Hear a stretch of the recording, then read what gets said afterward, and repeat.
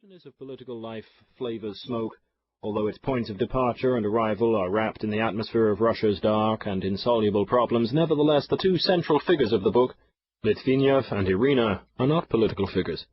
Luckily for them, in Grigory's words, they belong to the undeveloped. Litvinov himself may be dismissed in a sentence. He is Turgenev's favourite type of man, a character much akin to his own nature, gentle, deep, and sympathetic. Turgenev often drew such a character.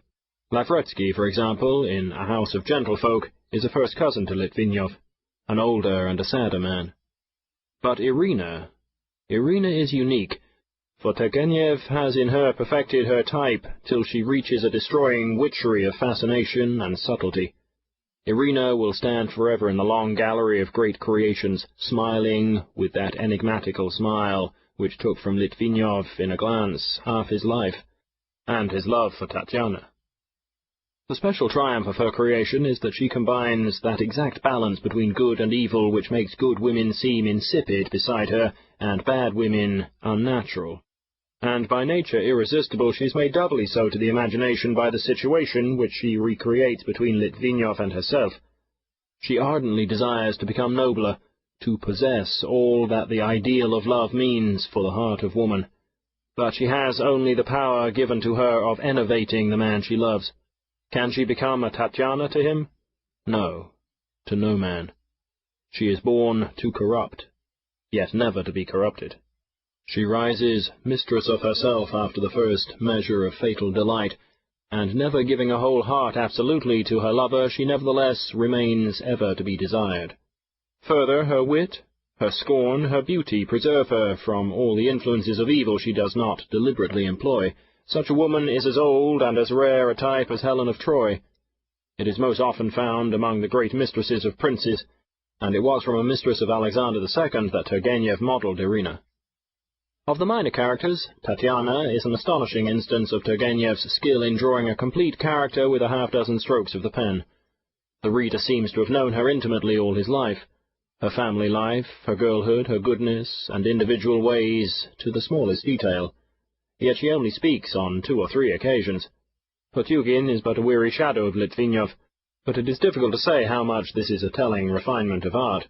The shadow of this prematurely exhausted man is cast beforehand by Irina across Litvinov's future.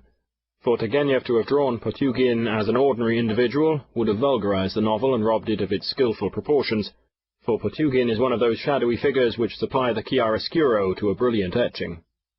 As a triumphant example of consummate technical skill, Smoke will repay the most exact scrutiny. There are a lightness and a grace about the novel that conceal its actual strength. The political argument glides with such ease in and out of the love story that the hostile critic is absolutely baffled, and while the most intricate steps are executed in the face of a crowd of angry enemies, the performer lands smiling and in safety. The art by which Irina's disastrous fascination results in falsity, and Litvinov's desperate striving for sincerity ends in rehabilitation, the art by which these two threads are spun till their meaning colours the faint political message of the book, is so delicate that, like the silken webs which gleam only for the first fresh hours in the forest, it leaves no trace, but becomes a dream in the memory. And yet this book, which has the freshness of windy rain and the whirling of autumn leaves, is a story of ignominious weakness, of the passion that kills, that degrades, that renders life despicable, as Turgenev himself says. Smoke is the finest example in literature of a subjective, psychological study of passion, rendered clearly and objectively in terms of French art. Its character, we will not say its superiority, lies in the extraordinary clearness with which the most obscure mental phenomena are analyzed in relation to the ordinary values of daily life. At the precise point of psychological analysis where Tolstoy wanders and does not convince the reader, and at the precise point where Dostoevsky's analysis seems exaggerated and obscure, like a figure looming through the mist, Turgenev throws a ray of light from the outer to the inner world of man, and the two worlds are revealed in the natural depths of their connection. It is, in fact, difficult to find among the great modern artists men whose natural balance of intellect can be said to equalize their special genius. The Greeks alone present to the world a spectacle of a triumphant harmony in the critical and creative mind of man, and this is their great preeminence. But Smoke presents the curious feature of a novel, Slav in virtue of its modern psychological genius, which is classical in its treatment and expression throughout. The balance of Turgenev's intellect reigns ever supreme over the natural morbidity of his subject, and thus Smoke, in every sense of the word, is a classic for all time. Edward Garnett, January 1896. Chapter 1. On the 10th of August 1862, at 4 o'clock in the afternoon, a great number of people were thronging before the well-known Conversation in Baden-Baden. The weather was lovely. Everything around, the green trees, the bright houses of the grey city, and the undulating outline of the mountains, everything was in holiday mood. Basking in the rays of the kindly sunshine, everything seemed smiling with a sort of blind, confiding delight, and the same glad, vague smile strayed over the human faces too, old and young, ugly and beautiful alike. Even the blackened and whitened visages of the Parisian demi-monde could not destroy the general impression of bright content and elation, while their many-coloured ribbons and feathers and the sparks of gold and steel on their hats and veils involuntarily recalled the intensified brilliance and light fluttering of birds in spring with their rainbow-tinted wings. But the dry, guttural snapping of the French jargon heard on all sides could not equal the song of birds, nor be compared with it. Everything, however, was going on in its accustomed way. The orchestra in the pavilion played first a medley from the Traviata, then one of Strauss's waltzes, then Tell Her, a Russian song adapted for instruments by an obliging conductor.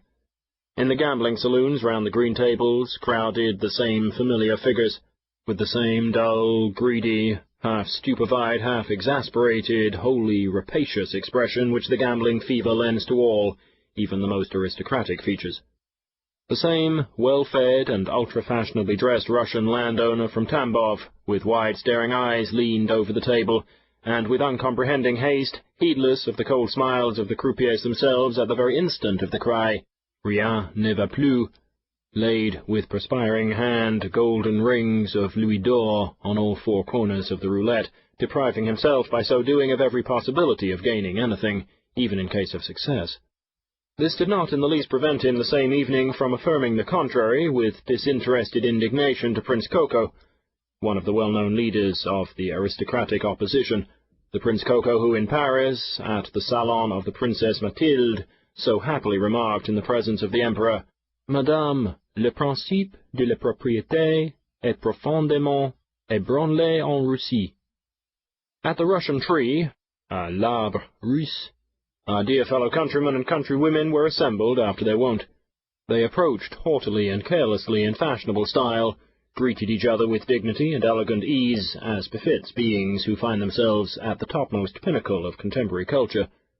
But when they had met and sat down together, they were absolutely at a loss for anything to say to one another, and had to be content with a pitiful interchange of inanities, or with the exceedingly indecent and exceedingly insipid old jokes of a hopelessly stale French wit, once a journalist, a chattering buffoon with Jewish shoes on his paltry little legs, and a contemptible little beard on his mean little visage. He retailed to them, à ses princes russes, all the sweet absurdities from the old comic almanacs, Charivari and Tante Mère, and they, ces princes russes, burst into graceful laughter, as though forced in spite of themselves to recognize the crushing superiority of foreign wit and their own hopeless incapacity to invent anything amusing. Yet here were almost all the fin fleurs of our society, all the high life and mirrors of fashion. Here was Count X, our incomparable dilettante, a profoundly musical nature, who so divinely recites songs on the piano, but cannot in fact take two notes correctly without fumbling at random on the keys, and sings in a style something between that of a poor gypsy singer and a Parisian hairdresser. Here was our enchanting Baron Q, a master in every line, literature, administration, oratory, and card-shopping.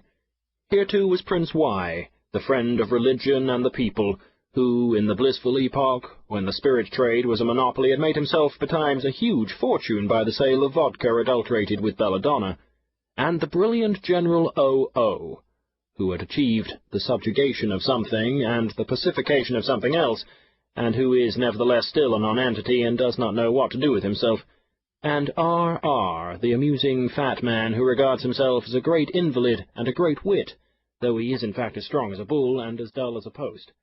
This R.R.